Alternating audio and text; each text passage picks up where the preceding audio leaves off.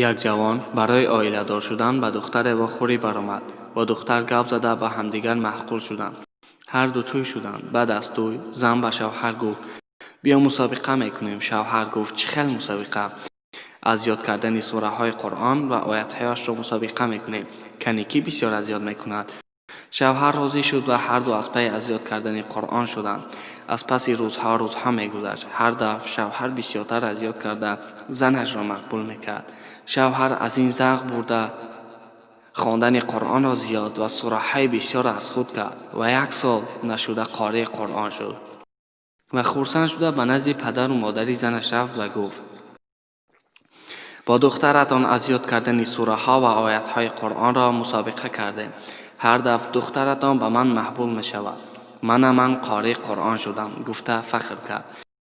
پدر و مادر دختر این سخن را شنیده حیران شدند و گفتند پسرم، دختری من در سن 9 سالگیش قرآن را از خود کرده بود. گفت جوان این کاری زنش را نفهمیده به خانه آمده چرا چنین کردی؟ گفت زن عاقلش گفت وقتی با شما بار اول وقت خوردم شما را از دین دور بودنتان را دیدم و به شما به شوهر برآمدم.